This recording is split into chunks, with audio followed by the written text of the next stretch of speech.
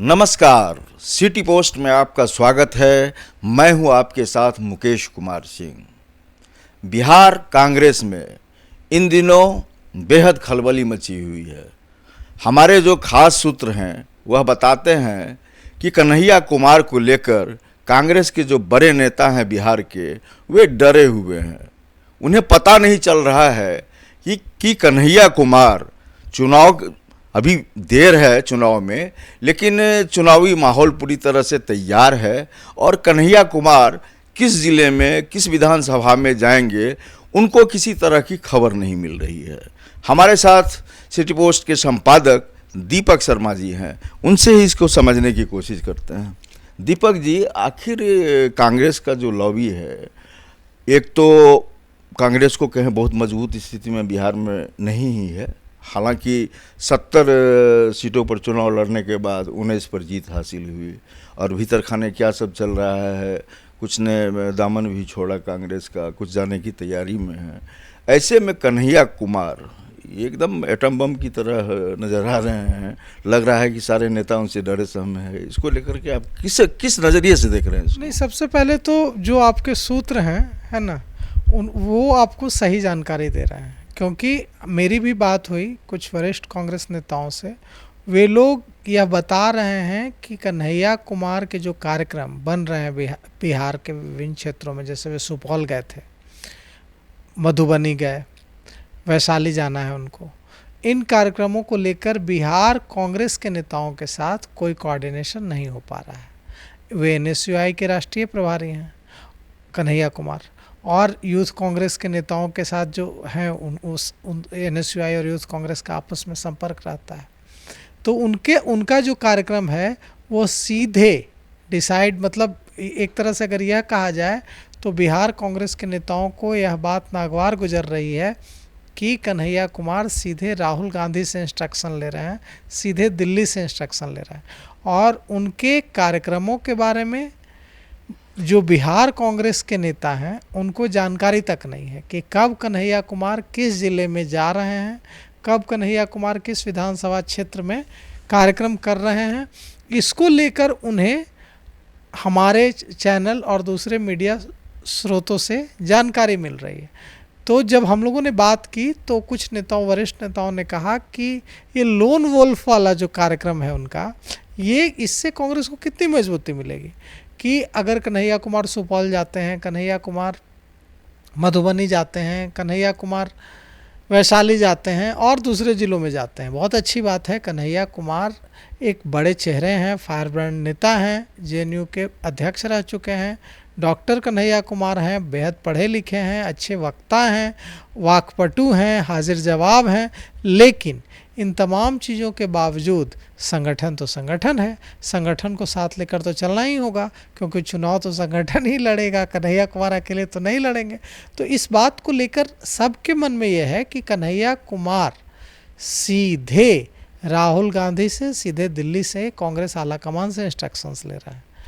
इसमें तो दीपक जी एक बात निश्चित तौर पर खुलकर सामने आ रही है कि चुनाव कांग्रेस बिहार में लड़ने जा रही है और बड़ा चेहरा, सबसे बड़ा चेहरा जब हम कहें तो राहुल गांधी का है। लेकिन ग्रामीण इलाके में बहुत सारे बिहार के नेता ऐसे हैं कांग्रेस के जिनका कद हम कमतर नहीं कह सकते हैं। तो ऐसे लोगों को दरकिनार करके सीधा कन्हैया कुमार को अगर आप किसी क्षेत्र में भेज रहे हैं तो इसका ज़्यादा नफ़ा होगा, या अगर कांग्रेस के बड़े नेताओं को सूचना दे करके अगर कन्हैया कुमार जाते चुनावी क्षेत्र में तो ज़्यादा फायदा किस तौर पर होता है? देखिए, कन्हैया कुमार को किस तरह से यूटिलाइज करना चाहती है कांग्रेस, यह फैसला तो कांग्रेस को करना है, कांग्रेस नेतृत्व को करना है। कांग्रेस नेतृत्व ने कन्हैया कुमार पर भरोसा जताया है, और देखिए कितना तेजस्वी यादव ने दबाव डाला कि कन्हैया कुमार को पीछे किया जाए। कन्हैया कुमार को यह बात छिपी हुई नहीं है, जग जाहिर है कि कन्हैया कुमार को राजद सुप्रीमो लालू प्रसाद यादव पसंद नहीं करता है। उन्हें लगता है कि तेजस्वी यादव की राह का ही कांटा हो सकते हैं भविष्य में। तेजस्वी यादव को खुद कन्हैया कुमार के साथ मंच साझा करना सहज नहीं लगता है।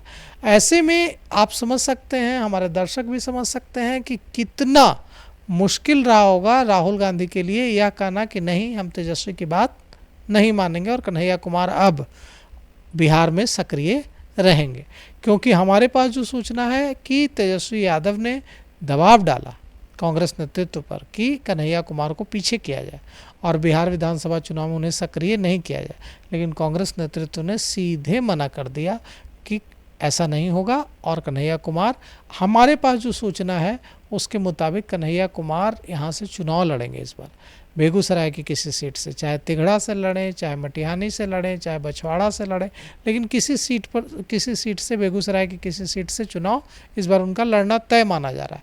और यह भी जो हमारे सूत्र बता रहे हैं, हमारे पास यह भी सूचना है कि कन्हैया कुमार इस बार कांग्रेस के स्टार प्रचारक होंगे। मतलब वे जो दूसरी सीटें हैं, गठबंधन की जो सीटें होंगी, गठबंधन जहाँ से चुनाव लड़ेगा, मान लीजिए राष्ट्रीय जनता दल लड़ रहा है या लेफ्ट लड़ रहा है या मुकेश सहनी लड़ रहा है, उन सीटों पर भी हो सकता है कि प्रचार करने कन्हैया कुमार को भेजा जाए। तो कन्हैया कुमार अल्पसंख्यकों में, कन्हैया कुमार दलितों में, कन्हैया कुमार अति पिछड़ों में लोकप्रिय तो हैं, इसमें किसी को कोई दो राय नहीं है। और लोकप्रिय हैं तभी तो उन्हें कांग्रेस नेतृत्व ने आगे किया है बिहार में, क्योंकि बिहार में कांग्रेस के पास चेहरों का अभाव है। कोई अपने क्षेत्र का विधायक हो सकता है, कोई अपने क्षेत्र का सांसद हो सकता है, लेकिन ऐसे कितने नेता हैं जिनकी पूरे बिहार में एक पहचान हो? बहुत कम है। तो लेकिन कन्हैया कुमार की तो है। कन्हैया कुमार को अगर गया में भी चले जाएंगे तो उनको लोग सुनने आएंगे, और मुजफ्फरपुर में भी चले जाएंगे तभी भी लोग सुनने आएंगे। तो पूरे बिहार में कन्हैया कुमार अगर किसी चौक चौराहे पर जाकर एक माइक पकड़कर बोलना शुरू करेंगे तो 2-4-5 हज़ार आदमी तो उनको सुनने के लिए जुट ही जाएंगे। या तो उनका करिश्मा है, उनके पर्सनालिटी का। और अब जब कांग्रेस ने तय कर लिया है कि ये कांग्रेस जो बिहार विधानसभा चुनाव है इसको मिनी लोकसभा की तरह देख रही है और ख़ुद को मजबूत करने का एक माध्यम मान रही है, तो ऐसे में कांग्रेस की नज़र तो 2029 पर है और कांग्रेस को अपना संगठन मजबूत करना है। अभी देखिए जो हमारे पास खबर आ रही है, जो हमारे सूत्र बता रहे हैं कांग्रेस के, वो बता रहे हैं कि जो 70 सीटें मिली थी पिछली बार 2020 में, फॉर्मूला तय हो गया है महागठबंधन के बीच। आज कल जो बैठक हुई थी वो कृष्णा अल्लावरू, राजेश राम, शकील अहमद खान, राज्यसभा सांसद पूर्व अध्यक्ष अखिलेश प्रसाद सिंह और दूसरे नेता, तमाम विधायक, सांसद, एमएलसी, सब की बैठक हुई थी। उस बैठक के बाद आज शकील अहमद खान और राजेश राम जाकर मिले हैं तेजस्वी यादव से। अब ये कहा जा रहा है कि बात बन गई है, और बात बन गई है कि 70 के आसपास सीटें, 65 मिल जाए, 62 मिल जाए, मतलब 60 से ज़्यादा और 70 से कम, मतलब 60 से 70 के बीच सीटें कांग्रेस को मिल जाएंगी। यह कांग्रेस की बड़ी जीत है। अब कांग्रेस ने मन बना लिया है कि हम पिछली बार जो 70 सीटों पर जो हम लड़े थे और 19 पर जीते थे, तो हम अपने प्रत्याशियों को इस बार बहुत ठोक बजाकर तय करेंगे। और कई तरह के सर्वे कराए जा रहे हैं, कई कंपनियां उतरी हुई हैं जो सर्वे का काम कर रही है। यहाँ कांग्रेस का 2 वॉर रूम चल रहा है पटना में, 2 वॉर रूम चल रहा है और उसमें भारी इंफ्रास्ट्रक्चर लगा हुआ है, बड़ी संख्या में टीम काम कर रही है और जगह जगह कॉल करके कांग्रेस से जुड़े लोगों से फीडबैक लिए जा रहा है। तो कई तरह की मशीनरी काम कर रही है और हमारे पास जो सूचना है उसके मुताबिक हो सकता है कि कई सिटिंग विधायकों का भी टिकट कटे। मतलब 70 जो प्रत्याशी, अगर मान लीजिए 65 प्रत्याशी उतरते हैं या 62 प्रत्याशी उतरते हैं, तो उसमें से ज़्यादातर 5-10 को छोड़कर ज़्यादातर चेहरे नए होंगे। दीपक जी, निश्चित रूप से 70 सीटों में आपने जिस तरह से कहा कि कुछ संख्या कम सकती है, लेकिन आसपास आंकड़ा वही 70 का रहेगा। लेकिन जो हमारे विशेष सूत्र हैं उससे यह भी जानकारी मिल रही है कि कृष्णा अल्लावरू इस बार एक नया जो है तरीका अपनाने जा रहे हैं इस चुनाव में, और जो जानकारी हम तक पहुंच पा रही है उसके मुताबिक इस बार ये कुछ सवालात लेकर आ रहे हैं कि प्रत्याशी कैसे होने चाहिए, क्यों होने चाहिए। तो इस आज तक के इतिहास में हमने इस तरह से चुनाव का तरीका नहीं देखा। तो यह प्रयोग कैसा है और इस प्रयोग का कांग्रेस के जो आगामी चुनाव में जो उतरने का है उस चुनाव में कितना लाभ ले पाएगी और क्या है ये पूरा? देखिए, चुनाव बदल रहा है, चुनाव लड़ने के तरीके भी बदल रहे हैं।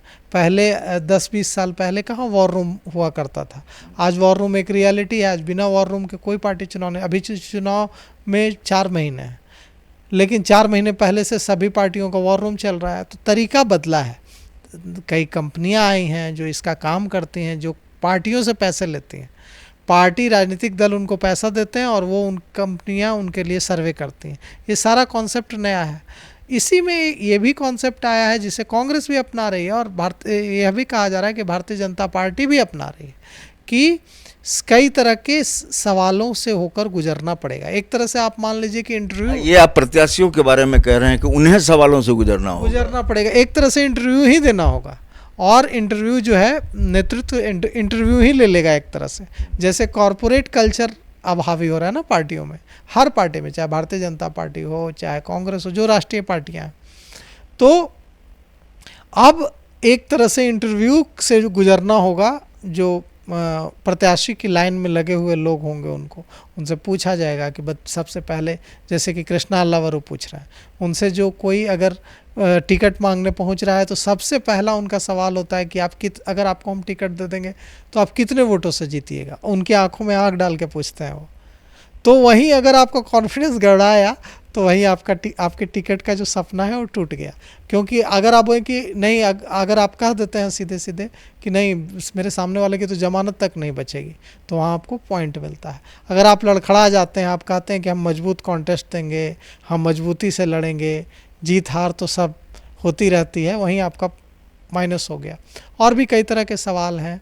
तो एक तरह से इंटरव्यू की तरह प्रोसेस से गुजरना पड़ेगा। और यह सिर्फ कांग्रेस का नहीं है, यह आप जितनी भी बड़ी पार्टियां हैं जिनका बड़ा इंफ्रास्ट्रक्चर है, जो राष्ट्रीय पार्टियां हैं, उनमें अब प्रत्याशियों का चयन इसी तरीके से होता है कि अगर कोई नया प्रत्याशी आता है तो उससे केंद्रीय नेतृत्व एक तरह से उसकी वाक्पटुता, उसकी भाषण देने की क्षमता, उसकी आइडियोलॉजी से लेकर सारी चीज़ों पर निगाह रखते। मतलब एक तरह से अब टिकट पाने वालों को एक तरह से इंटरव्यू से होकर भी गुजरना पड़ेगा।